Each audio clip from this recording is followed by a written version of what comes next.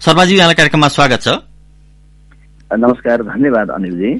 आगामी प्रतिनिधि सभा र प्रदेश सभा निर्वाचन आउन 3 साता मात्र बाँकी रहँदा केही दिन अघि तपाईहरूले घोषणापत्र सार्वजनिक गर्नु भएको छ। यो घोषणापत्र ल्याउनु पर्ने नियमित कर्मको निरन्तरताबाट कंग्रेस पनि किन अछुतो रहन नसकेको हो? यसमा चाहिँ यसरी चाहिँ भन्नु उचित होला कि अनिलजी, कि दलहरूले घोषणापत्र सार्वजनिक गर्ने जे कर्म भइआएको छ त्यसलाई समीक्षात्मक रूपमा विगतमा हामीले घोषणापत्रमा लेखेको के पूरा गर्यौं अथवा के पूरा गर्न सकिने परियोजना अहिले लेख्यौं, हामी के 5 वर्षमा गर्छौं, के 10 वर्ष गर्छौं, यसप्रति कति इमानदार रहन्छौं, लेख्न चाहिँ लेख्छौं, कति कार्यान्वयन गर्छौं भन्ने कोणबाट चाहिँ जानु ठिक हुन्छ होला। तर के हो भने यसलाई चाहिँ चुनावमा जाने तर दलहरूले खालि उम्मेदवार व्यक्ति सार्ने अनि मौखिक रूपमा जे पनि आश्वासन दिने तर लिखित वाचा गरेर जनताको बीचमा हामीले विगतमा गरेको कुराको कमजोरी केलाउने र आगामी दिनको कुरा नराख्ने र त्यसलाई फेरि नकारात्मक रूपमा राखिएको कुरालाई नकारात्मक रूपमा हेर्नतर्फ लाग्यो भने त फेरि स्वस्थ राजनीति या राजनीतिक दलहरूको परीक्षण केबाट गर्ने, के लेखेका थियौ भनेर गर्ने कुराको डकुमेन्टै भएन भने त झनै अप्ठ्यारो पर्छ नि त। मैले भन्न खोजेको नि मंसिर 4 गते चुनाव छ, कार्तिक 12 गते शनिबार तपाईहरूले घोषणापत्र ल्याउनु भएको छ। यो 3 साताको अवधिमा देशैभरका जनताले तपाईहरूको घोषणापत्र पढ्ने, अझ तपाईहरूकै नेता कार्यकर्ताले सबै घोषणापत्र पढ्ने यो अवस्था बन्ने अनि तपाईहरूले उनीहरूलाई त्यो कुरा बुझाएर जनताले तपाईहरूलाई मत दिने आधार निर्माण हुन सक्छ र भन्ने कोणबाट प्रश्न गर्न खोजेको।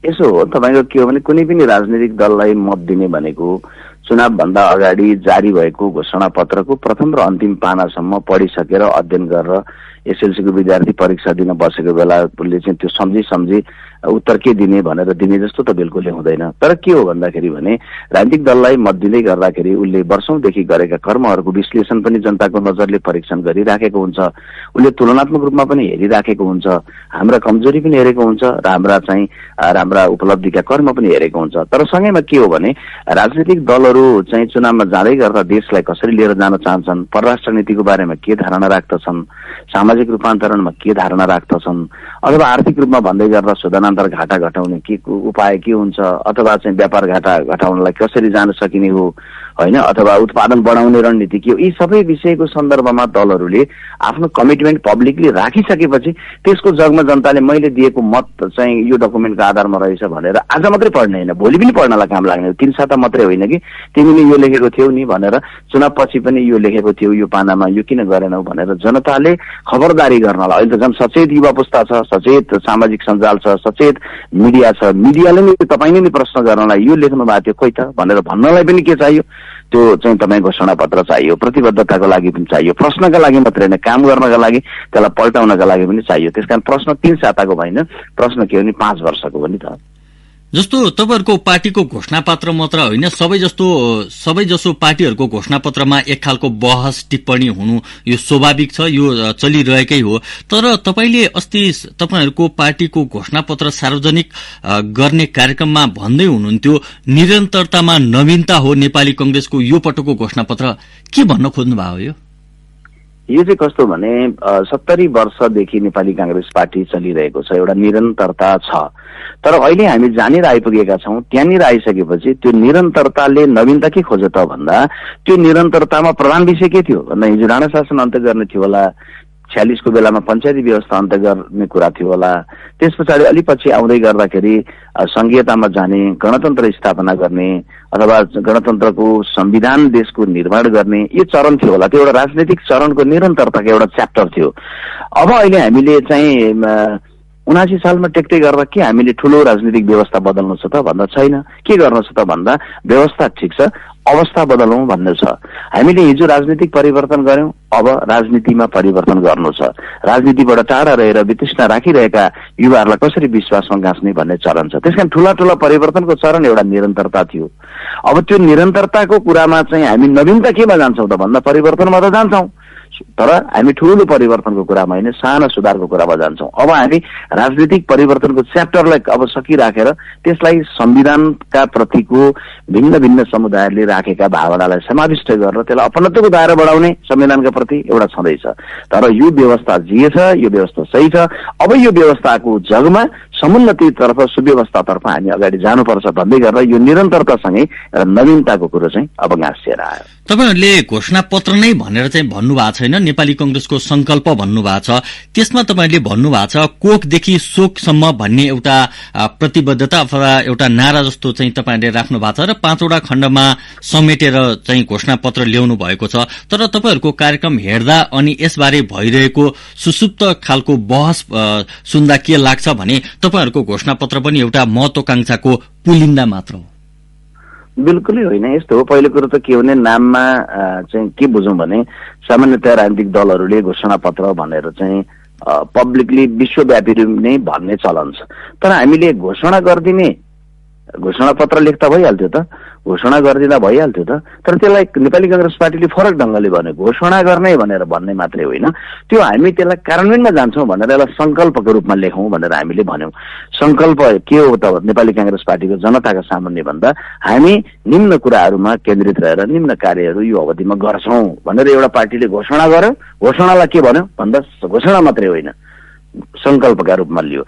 अब संकल्प लिँदै गर्दा जस्तो मैले तपाईलाई सम्झेर भने कि तपाईको कतिपयले भन्नुहुन्छ घोषणा पत्रमा लेख्यो महत्वाकांक्षी भयो भनेर। ल महत्वाकांक्षी यो बुँदा भयो भने त्यसलाई मैले चिरफार गर्नुला। तर कुनै बेलामा चाहिँ 48 सालमा नेपाली कांग्रेस पार्टीको सरकार बनेपछि अनिलजी गाउँहरूमा प्रत्येक गाउँमा एउटा उपस्वास्थ्य चौकी पुगेको अवस्था थिएन। त्यसबेला हामीले घोषणा पत्र लेख्दै गर्दा 1098 वटा स्वास्थ्य चौकीको संख्या थियो। नेपाली कांग्रेस पार्टीको सरकारले नीति लियो कि एक गाउँमा एउटा उपस्वास्थ्य चौकी चाहिँ पुर्याउनै पर्छ।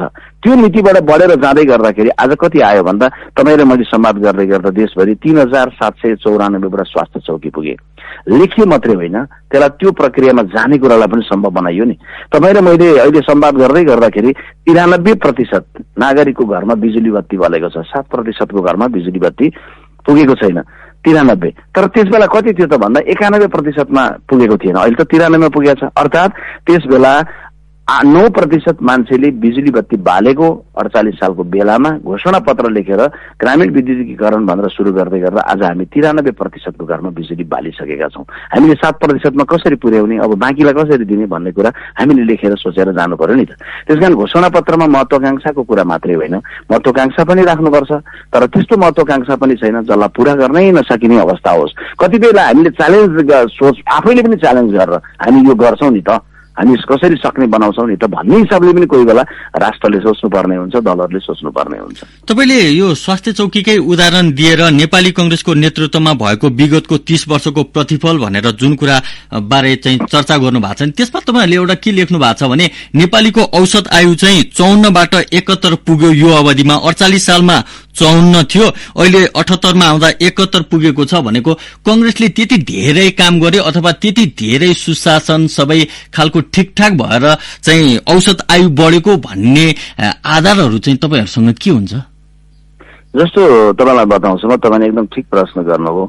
जस्तो नेपालीको त्यसबेला 54 वर्षको औसत आयु हुँदै गर्दाखेरि हामीले किन 54 वर्षको आयु थियो त, कोही 90 मान्छ्नु होला, कोही 100 मान्छ्नु होला, तर औसत त 54 थियो भन्दै गरेर त्यसबेला स्वास्थ्यमा चाहिँ तपाईको पहुँच नागरिकको अहिले जति छ त्यो भन्दा कम पहुँच थियो।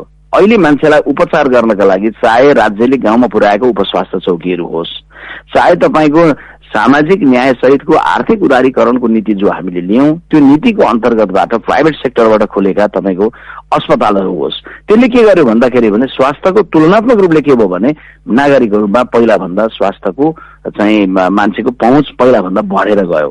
अब बढेर गयो त्यसले के गर्यो भन्दाखेरि भने उपचार पाउने भइसकेपछि मानिसको आयु बढेर गयो। बढेर गइसकेपछि के भयो भन्दाखेरि भने तपाईको औसत आयु पनि अहिले 54 पहिला त्यसबेला थियो, अहिले 71 पुग्यो। अर्को कुरो के हो भने मान्छेलाई अस्पतालले उपचार गर्ने कुरो जति जरुरी छ अनिलजी, त्योभन्दा बढी उसले पिउने पानी जुन हो त्यो पिउने पानीमा स्वस्थ पानी पायो भने चाहिँ के हुन्छ भने मान्छेको आयु लम्ब्याउन सकिन्छ, मान्छेको स्वास्थ्य ठिक राख्न सकिन्छ। संसारभरि नै मान्छेको स्वास्थ्यमा सबैभन्दा ठूलो च्यालेन्ज अस्पताल बनाउने कुरा जति जरुरी छ त्योभन्दा बढी पिउने पानी सफा स्वच्छ पुर्याउन जरुरी छ। त्यस बेलामा खानेपानी कति नागरिकलाई पुगेको थियो त भन्दा हाम्रो चाहिँ सुरुमा 48 सालमा सरकार बन्दै गर्दा 36% नागरिकले चाहिँ खानेपानी पुगेको थियो, धारा पुगेको थियो। अहिले कति छ त भन्दा 88% को घरमा चाहिँ पानी पुगेको छ, खाने पानी। त्यो पानी पुग्दै गर्दा के भयो भन्दाखेरि भने तुलनात्मक रूपले पानीको अभाव भोगिरहेको मान्छेले, पानी अस्वस्थ खाइरहेको मान्छेले पानीको सुविधा हुँदा र पानी स्वस्थ खान पाउँदै गर्दाखेरि उसको स्वास्थ्यमा फरक पर्यो नि त। त्यसले के भयो भन्दाखेरि भने हिजो तपाईँको चाहिँ 54 वर्षकै उमेर औसत आयु थियो भने आज 71 पुग्नलाई योगदान गर्यो। त्यसैले यो सबै कारणहरूले गर्दाखेरि के हो भने औसत आयु बढ्नका लागि चाहिँ एउटा कारणले मात्रै होइन, धेरै कारणहरूले, धेरै फ्याक्टरहरूले त्यो सम्भव हुने हो। तपाईले भन्नुभएको विषय अनि 30 वर्षको अवधिको चर्चाका बीचमा अहिलेको अवस्थामा हेर्ने हो भने व्यथिति र विसंगतिले मुलुकलाई यति धेरै गाँजेको छ, यो अवस्थामा सुशासन गर्ने, सुव्यवस्था कायम गरेर मुलुकलाई समृद्ध बनाउने, अथवा तपाईहरूले भन्नुभएको तपाईहरूकै घोषणापत्रमा प्रयोग भएको शब्दावली हेर्ने हो भने समुन्नत नेपालको मार्गचित्र भन्नुभएको छ, त्यो मार्गचित्रमा अघि बढ्ने अवस्था छ मुलुकको? यसो हो नि, अब कस्तो छ भने अँध्यारो छ, कहीँ तपाईँले अँध्यारो देख्नुभयो, त्यो अँध्यारोको बीचमा अँध्यारोलाई गाली गरिराखेर तपाईँ कहीँ पनि पुग्न सक्नुहुन्न, अगाडि जान सक्नुहुन्न। तर तपाईँले त्यो अँध्यारोको बीचमा, अँध्यारो कोठामा एउटा चाहिँ सलाइको काँटीले छ्यास्स पारेर बाल्नुभयो भने पुरै कोठा उज्यालो हुन्छ। त्यसकारण हाम्रो कर्तव्य अँध्यारोलाई गाली गरिराखेर पुग्दैन। अब हामीले राजनीतिक व्यवस्थाहरू बदलिसक्यौँ, एउटा व्यवस्था बनाइसक्यौँ, बनाएको पनि एउटा दलले होइन, नेपाली जनताले संविधान सभा मार्फतबाट निर्माण गरेको संविधान हो। त्यसकारण अब अव्यवस्थाबाट व्यवस्थातर्फ बढ्नका लागि पहिचान गर्नु पर्यो। जस्तो म तपाईँलाई एउटा सानो कुरो भन्छु, सानो उदाहरणको कि तपाईँको संघीयता त आयो तर मल आएन, गणतन्त्र त आयो मल आएन, केपी ओलीको सरकार थियो मल किन आएन, म प्रवक्ताको रूपमा प्रश्न गर्दै थिएँ। फेरि कांग्रेसको नेतृत्वको सरकार आयो मल किन आएन किसानका लागि भनेर फेरि उहाँहरूले प्रश्न गर्दै हुनुहुन्थ्यो। तर हामीले साझा रूपमा के सोचेनौँ भने मल चाहिँ किन आएन। तर यो विषय के हो भने ठुलो कुरो बनाइदिउँ, हामी ठुल्ठुलो परिवर्तन गर्दै गर्दा हामीले यो बिर्स्यौँ। अहिले हामीले घोषणापत्र लेख्दै गर्दा, विज्ञहरूसहित छलफल गर्दै गर्दा के निष्कर्षमा पुग्यौँ भने हामीले चाहिँ राज्यले नै सबै मलको समस्या समाधान गर्ने भनेर जाँदै गर्दाखेरि यो चाहिँ फेरि पनि आउँदो साल पनि सरकार नयाँ आउला तर मल चाहिँ नआउला, किसानले मल नपाइरहेको अवस्था होला भनेर हामीले के गर्यौँ भन्दाखेरि पनि मलको व्यवस्थापन गर्नका लागि दीर्घकालीन समाधान मलको कारखाना होला अरे। त्यो त्यति सजिलो कुरो नेपाल देशमा नहोला अरे एकछिनलाई। तर सजिलो कुरो तुलनात्मक रूपले तत्कालीन कुरा त के हो भन्दाखेरि पनि निजी क्षेत्रलाई पनि 7वटा प्रदेश छ, 7वटा प्रदेशमा सरकारले अपिल गरेर 4वटा 5वटाको दरले चाहिँ व्यावसायिक प्रतिष्ठानहरू सूचीकृत गरेर प्रतिस्पर्धात्मक हिसाबले चाहिँ आयात गर्नलाई अनुमति दिएर चाहे चाहिँ चाइनाबाट ल्याउँ चाहे इन्डियाबाट ल्याउँ, निजी क्षेत्रलाई पनि सहकार्य गर्ने बित्तिकै त तुलनात्मक रूपले मलको चाहिँ अभावलाई त न्यून गरेर जान सकिन्छ नि त। हामी के देख्छौँ बजारमा भने कोका कोलाको त अभाव छैन, बजारमा हामीले खुकुरी रमको त अभाव देख्दैनौँ, किनभने त्यहाँ त निजी क्षेत्र पनि सामेल छ। यहाँ सरकारले मात्रै मल किन ल्याउनु पर्यो, के कारण छ सरकारले मात्रै 3.5 लाख 4 लाख मेट्रिक टन मल चाहियो भन्यो अनि यहाँ र त्यहाँ दौड्यो अनि तपाईँको मल आइरहेको त्यो। हजुर, तपाईँले यो मलको विषय अनि पेय पदार्थको विषयसँग जोडेर जुन कुरा गरिरहनु भएको छ नि, कतिपयले टिप्पणी गर्ने गरेका छन् भने दलका नेता, ठेकेदार, कर्मचारी तन्त्रको स्वार्थ साझेदारीले जडा गाडेको अहिलेको व्यथितिबाट मुक्त नमिलेसम्म तपाईँहरूले भन्नुभएको जस्तो विकास, सुशासन, समृद्धि फगत एउटा मृग तृष्णा त बनिरहेको छैन नेपालको हकमा? होइन, यसो हो तपाईँको के भन्छ, तपाईँले भने जस्तो जडा गाएर एउटा मुक्त नभएसम्म भनेर अब हामीले त्यसको लागि उपाय के गर्ने त भनेर मैले तपाईँलाई सोधेँ भने तपाईँले यसलाई के भन्नुहुन्छ भने अन्त्य हुनु पर्यो भन्नुहुन्छ, राम्रो हुनु पर्यो भन्नुहुन्छ। तर के हो त भन्दै गर्दाखेरि दलहरूको घोषणापत्र पल्टाएर हेर्नुभयो भने तपाईँलाई मैले सम्झेर भन्यो भने नेपालमा भ्रष्टाचार बढेर गयो भनेर कुन दलको सरकारले हो भ्रष्टाचार निवारण ऐन 2059 बनायो भनेर सम्झिनु भयो भने त्यो त नेपाली कांग्रेसले हो। कुन दलले हो अहिले अख्तियार जति बलियो छ भनिएको छ त्यो अख्तियारलाई बलियो बनाउन को लाग्यो भन्दा नेपाली कांग्रेस। तर त्यसको नतिजा भनेको त तपाईहरुकै नेताहरू डामिनु पर्ने अवस्था बन्यो हैन? हजुर हजुर। अर्थ देशमा तपाईले कुनै कानून बनाउनु भयो भने त्यो कानून चाहिँ अरूका लागि मात्रै हुन्छ भन्ने सोच्नु भएन नि त। तर तपाईले डामिनु पर्यो भन्ने कुरै होइन। कानून तपाईले बनाउनु भयो, तपाईले जेल बनाउनु भयो र जेल बनाउँदै गर्दाखेरि जेल बनाइरहेको छु तर यो जेल म बनाउने मान्छे हुँ, त्यसकारण यो जेलमा मेरो परिवारका सदस्यहरू चाहिँ बस्नुपर्ने छैन, जेलमा चाहिँ मेरा दुश्मनहरू मात्रै बस्नेछन् भनेर त दुनियाँमा कसैले सोच्दैन। त्यसैले के हो भने कानून बनाउँदै गर्दाखेरि कांग्रेसको नेतृत्वमा कानून बन्यो, तर त्यो कानूनको तहत कांग्रेसकै नेताहरू पक्रा पर्नुहुन्न, त्यो चाहिँ कांग्रेस जतिलाई छोड्ने भन्ने त होइन। त्यहाँदेखि अहिले फेरि के हो भन्दाखेरि हामीले के लेख्यौँ अनिलजी हाम्रो घोषणापत्रमा भन्दाखेरि भने भ्रष्टाचार निवारण ऐन 2059 दिएछ। अब कानूनी कुरो पनि अपुरो भयो, अब हामीले कानूनी कुरो पनि थप नयाँ सोच्नुपर्ने भयो एक। दोस्रो कुरो अख्तियार दुरुपयोग अनुसन्धान आयोग निष्प्रभावी भयो, अब यसबाट पर्याप्त भएन, यसको पुनर्संरचना गर्नुपर्ने भयो। मैले तपाईँलाई भन्दै गर्दा यसरी प्रष्टसँग अबको व्यथितिलाई अन्त्य गर्न, भ्रष्टाचारको सन्दर्भमा प्रहार गर्नलाई दृढ ढङ्गले नेपाली कांग्रेस पार्टीको घोषणापत्र बनेको छ। हामी त्यो गरेर जान्छौँ। व्यथितिलाई अन्त्य गर्नुपर्ने विषय जे छ त्यसमा पनि प्रहार गरेर क्रमशः समाधान गर्दै जानु भन्दा तपाईँ हाम्रो उपाय छैन। तपाईँले प्रश्न मार्फत उठाउनु भएको पनि त्यही नै हो कि व्यथिति छ, यस्तो भ्रष्टाचार छ, त्यो छ, कसरी समुन्नति होला भनेर तपाईँले जे उठाउनु भएको छ हरेक जनताको मनमा त्यो छ।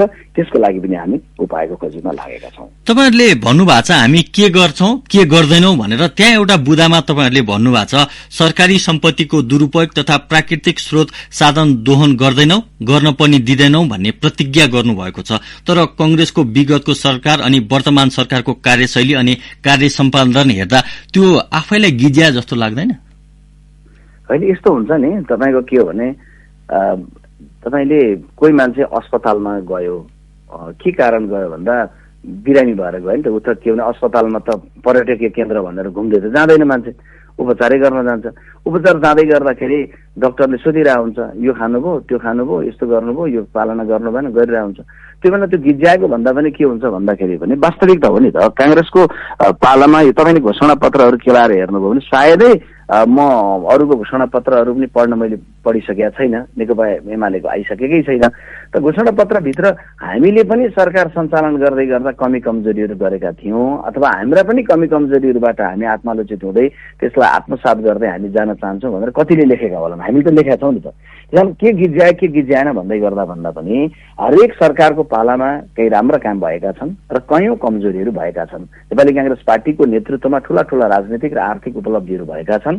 हामीले त्यसको बावजुद हामीबाट पनि सत्ता सञ्चालनको क्रममा कमजोरी त भएका छन्। हामीले त्यसैले के लेखेका छौँ भन्दाखेरि भने चाहिँ हामी ती कुराहरूलाई अब गर्दैनौँ भन्नुको मतलब के हो भने हामी आत्मालोचित हुन्छौँ भन्ने कुरा हो नि त। राजनीतिमा त के हो भने सबैलाई मैले जे बोल्ने त्यो ठिक छ, अरूको बेठिक छ, म योग्य छु, अरू अयोग्य छन्, मैले मात्रै गर्न सक्छु, अरूले सक्दैनन्, मैले गरेको ठिक छ, अरूको सबै बेठिक छ भन्ने कुराबाट त मुक्तमा त हुनु पर्यो नि त। त्यसैले त तपाईँलाई थाहै छ कि म नेपाली कांग्रेस पार्टीको महामन्त्री पदमा उम्मेद्वार हुँदै गर्दा नै मैले सार्वजनिक गरेको दस्तावेजमा अलिकति दस्तावेजको शीर्षकै थियो हिजो राजनीतिक परिवर्तन अब राजनीतिमा परिवर्तन। त्यसैले पनि अहिले घोषणा पत्र निर्माण समितिको संयोजकको रूपमा कार्य गर्दै गर्दाखेरि मेरो मस्तिष्कमा के थियो भने हामीले पनि गरेका कमजोरीहरूलाई प्रहार गर्नुपर्छ, हामीले पनि गरेका कमजोरीलाई पहिचान गर्नुपर्छ र जनताको सामुन्ने 21औं शताब्दीको जनताको सामुन्ने इमानदारितापूर्वक बोल्नुपर्छ, इमानदारितापूर्वक लेख्नुपर्छ भनेर अनि हामीले यो गरेका हौं। तपाईँ अब यो चुनावी दौडामा प्रचार प्रचारमा व्यस्त हुनुहुन्छ, सामाजिक सञ्जाल कतिको हेर्न पाउनु भएको छ थाहा भएन, तर तपाईँहरूको पार्टीको घोषणापत्र सार्वजनिक भइसकेपछि एउटा विषय निकै नै चर्चामा छ। ज्येष्ठ नागरिकलाई भत्ता दिने उमेर अहिले 68 छ, अब क्रमशः 65 वर्ष पुर्याइने भनेर भन्नुभएको छ। यति धेरै वितरणमुखी सोच चाहिँ तपाईँहरूको घोषणापत्रमा कसले घुसायो भन्ने छ क्या? अब यस्तो छ, कसले घुसायो भनेर अमुक कोही भन्न मिल्ने कुरो होइन। तपाईँ र म 5 जना बसेर एउटा चाहिँ कार्य गर्यौं भने त्यो 5 जना मिलेर कार्य गर्दै गर्दाखेरि त्यो 5 जनाले त्यसको साझा स्वामित्व लिने कुरो हुन्छ। अब अहिले के हो भने हामीले चाहिँ ज्येष्ठ नागरिक भत्ताको सन्दर्भमा देशैभरिका नागरिकलाई स्मृति फेरि यही अवसरमा हामीले गराउन पाएका छौँ। 65 मा ल्याउँदै गर्दा कि कुनै बेला सुरु हुँदै गर्दाखेरि नेकपा एमालेको सरकार भएको बेलामा सुरु भयो, तर 75 वर्ष थियो। 75 लाई 70 मा त हामीले ल्यायौं, कांग्रेसले लिएर आयो। 100 रुपियाँ थियो, 100 लाई 300 हुँदै 500 हुँदै 1000 र 2000 सम्मको आकारसम्म त कांग्रेसकै सरकारहरू रोड भएको छ। 2 बाट 4 हुने बेलामा फेरि एमालेको सरकारबाट भएको छ। तर उमेरलाई पनि 75 बाट 70, 70 बाट 68, 68 बाट 65 हामीले गर्यौं। तर यो विषयलाई चाहिँ अब निर्वाचन पछि के चाहिँ गर्न जरुरी छ भने हामीले उमेर घटाउँदै गएर भोलि 45 तिर पुग्यो भने त्यो त तपाईले मैले पनि सजिलै अरूले पनि सजिलै पाउने भए। यो त कुनै प्रतिस्पर्धा, यस्तो प्रतिस्पर्धाको त अर्थ छैन।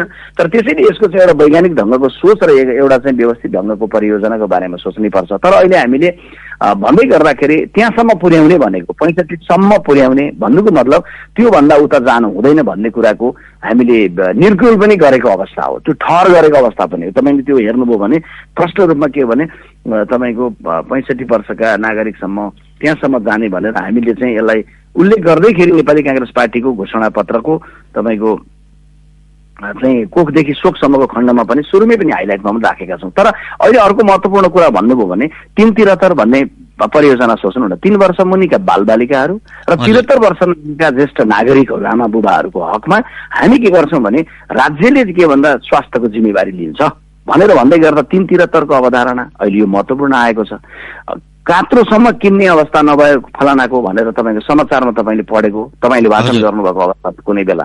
अहिले हामीले के गरेका छौँ भने विपन्न आर्थिक अवस्था भएको नागरिकको घरमा यदि कसैको मृत्यु हुन्छ भने स्थानीय सरकारको वडा मार्फत घरैमा 10,000 रुपियाँ के पुर्याउने भन्दाखेरि भने तपाईँको मृत्यु संस्कार खर्च पुर्याउने भनेका छौँ। अपाङ्गता भएका नागरिकहरू व्हील चेयर पाएन भनिरह हुन्छन्, कैयौँ ठाउँमा आइरह हुन्छ। विपन्न अवस्थाको त्यसो नागरिकको हकमा स्थानीय सरकार मार्फत घरमै तपाईँको चाहिँ व्हील चेयरदेखि लिएर सेतो छडीदेखि लिएर बैशाखीदेखि लिएर पुर्याउने भनिरहेको छ। किनभने साना कुराहरू छन् जुन कुरामा चाहिँ खर्चको ठुलो आकार भन्दा पनि भावनात्मक रूपले सोसाइटीलाई सहज बनाउने सामाजिक सुरक्षाको अवधारणा अन्तर्गतबाट यी कार्यहरू भएका छन्। हजुर शर्माज्यू, हामी ब्रेकतर्फ जानुपर्ने बेला भएको छ, हामी ब्रेक लिन्छौँ। तबसम्म टेलिफोन सम्पर्कमै रहिदिनु हुन म तपाईँलाई आग्रह गर्दछु अनि ब्रेकपछि हामी तपाईँको चुनावी प्रतिस्पर्धाबारे कुराकानी गर्नेछौँ।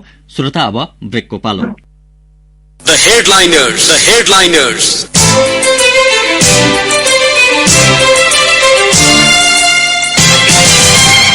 ब्रेकपछि स्वागत छ श्रोता। कार्यक्रममा आज हामी नेपाली कंग्रेसका एकजना महामन्त्री विश्वप्रकाश शर्मासँग कुराकानी गरिरहेका छौं। उहाँ झापा क्षेत्र नम्बर 1 बाट आगामी प्रतिनिधि सभा निर्वाचनको उम्मेद्वार समेत हुनुहुन्छ। अब हामी उहाँसँग उहाँको चुनावी प्रतिस्पर्धाबारे कुराकानी गर्दैछौं। शर्माजी, यहाँलाई ब्रेकपछि फेरि पनि स्वागत छ। धन्यवाद अनिलजी। लगातार दोस्रो पटकको हार आत्मसात गरिसकेको तपाईले यो पटक झापा क्षेत्र नम्बर 1 बाट जित हासिल गर्न सक्नुहुन्छ कि सक्नुहुन्न? धेरैले कुरेर बसिरहेको एउटा निर्वाचन क्षेत्र तपाईको निर्वाचन क्षेत्र पनि हो। धेरै धन्यवाद अनिलजी। अहिले झापा क्षेत्र नम्बर 1 मा चाहिँ जे प्रकारको मनोविज्ञान देखिन्छ, मतदाताहरूको जे स्नेह देखिन्छ, विश्वप्रकाश शर्मा 70 सालमा थोरै मतले उपविजेता भयो, 689 पुगेन। दोस्रो पटक 2863 एमाले र माओवादीको गठबन्धन हुँदै गर्दाखेरि पनि 14,000 को फरकलाई घटाउँदै ल्याएर 2863 मात्रै पुगेन।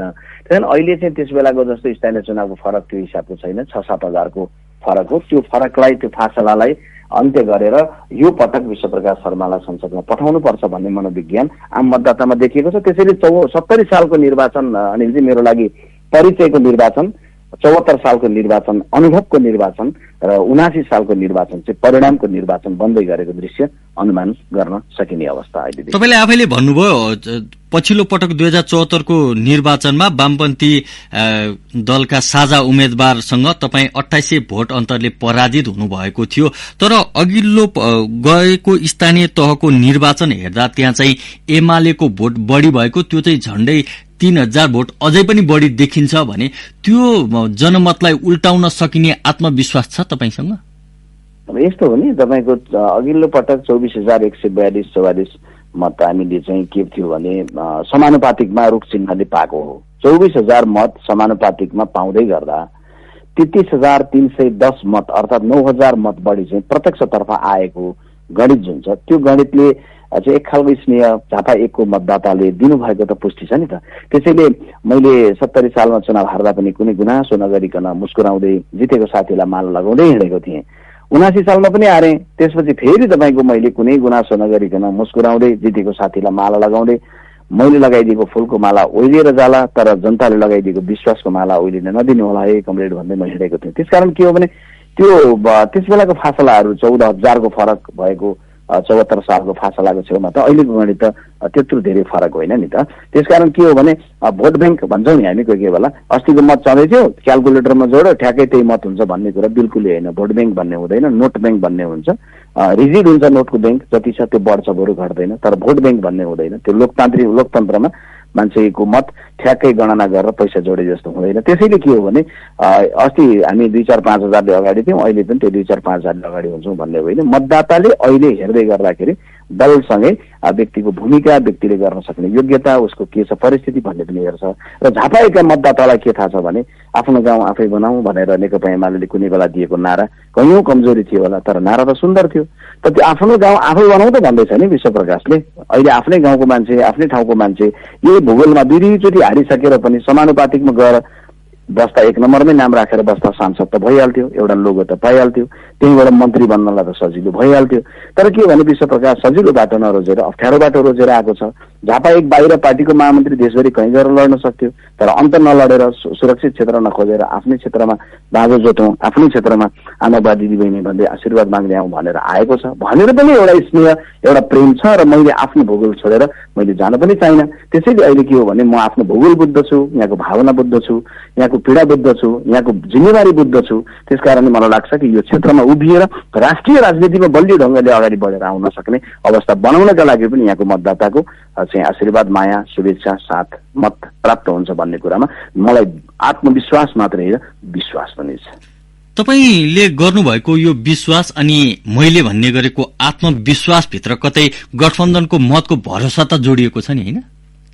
होइन, यसो भने तपाईँको जब तपाईँ 1000 मिटरको दौडमा जानुहुन्छ, तपाईँ एक्लै दौडिनु पर्ने हुन्छ नि, एक्लै। तर तपाईँले फेरि जब भलिबल खेल्ने बेला आउँछ 6 जनाको टिम चाहिन्छ, फुटबल खेल्ने बेला हुन्छ 11 जनाको टिम चाहिन्छ, त्यहाँदेखि एक्लै खेल्ने खेलहरू पनि हुन्छन् र तपाईँको टिमले खेल्ने खेलहरू पनि हुन्छन्। अहिले हामी एउटा गठबन्धनमा छौँ, एउटा टिममा छौँ र त्यो टिममा जाँदै गर्दाखेरि के हो भने हामीले जे टिम बनाएका छौँ त्यसलाई एकताबद्ध हिसाबले बनाएका छौँ। चाहे प्रदेश क तर्फ गोपाल तामाङ होस्, चाहे प्रदेश ख तर्फ श्यामवीर लिम्बू, कमरेड श्यामवीर लिम्बू सौभाग्य होस्, हामीले गठबन्धनभित्रैबाट चाहिँ क तर्फ रुख चुनाव चिन्हको या ख तर्फ गोलाकारभित्र हँस्यादौडा चुनाव चिन्हको उम्मेदवारका साथ हामी गइराखेर टिमै बनाएर गएका छौँ भने स्वाभाविक छ कि त्यो टिम स्पिरिट जे बढेर जाँदैछ।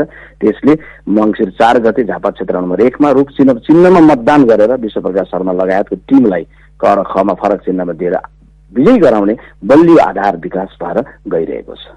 त्यो भनेको विश्वप्रकाश शर्मालाई आगामी चुनावबाट प्रतिनिधि सभाको हलभित्र प्रवेश गर्दै गरेको देख्ने र सुन्न चाहने, हेर्न चाहनेहरू चाहिँ ढुक्क भएर बसे हुन्छ।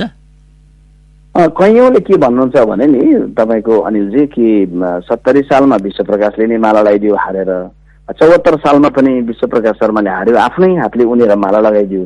यसपटक विश्वप्रकाश शर्मालाई माला लाउन हामी पाउँछौँ कि त जितेर भन्नुहुन्छ। तर म के भन्छु भन्दाखेरि भने पहिला चाहिँ 70 र 74 मा जितेका उम्मेद्वारहरूलाई विश्वप्रकाशले माला लगाइदियो, 79 सालमा चाहिँ विश्वप्रकाश शर्माले माला लगाइदिन्छ, तर जिताउने जनतालाई माला लगाइदिन्छ। र त्यो माला लगाउने गरी दृश्य मैले अनुमान दृश्य देखिरहेको छु र यहाँको सबैको शुभेच्छा लिएर मैले काठमाडौँलाई सिंहदरबारलाई भनिरहेको छु। सिंहदरबार बदलियो भने सिडिओ कार्यालय आफै बदलिन्छ, सिडिओ कार्यालय बदलियो भने मालपोतको कार्यालय आफै बदलिन्छ, सुध्रिन्छ। त्यसकारण त्यो बदल्ने हिजो राजनीतिमा परिवर्तन, हिजो राजनीतिक परिवर्तन, अब राजनीतिमा परिवर्तनको एजेन्डा बोकेर विश्वप्रकाश शर्मा झापा 1बाट सिंहदरबारमा प्रवेश गर्नेछ। यो आत्मविश्वास मेरो र मतदाताको विश्वास मङ्सिर 4 को निर्वाचनले पुष्टि गर्छ भन्ने कुरामा म धेरै ढङ्गले दृढ छु अनिलजी। हजुर, तपाईलाई सफलताको शुभकामना व्यक्त गर्दै मैले कार्यक्रमबाट बिट मार्न चाहे। हामीलाई समय दिनुभयो, यो चुनावी प्रचारको व्यस्तताका बीचमा पनि समय र संवादका लागि यहाँलाई धेरै धेरै धन्यवाद। हवस् अनिलजी, यहाँलाई पनि धेरै धेरै धन्यवाद। नमस्कार, जय नेपाल। श्रोता, भोलि हामी नयाँ विषयवस्तुमा सम्बन्धित अतिथिसँगको कुराकानी लिएर आउने नै छौं। तबसम्मका लागि न्यूज डेस्कका सम्पूर्ण सहकर्मी प्राविधिक मित्र जीवन भट्टराई अनि म अनिल बोगटीलाई आज्ञा दिनुहोस्। नमस्ते।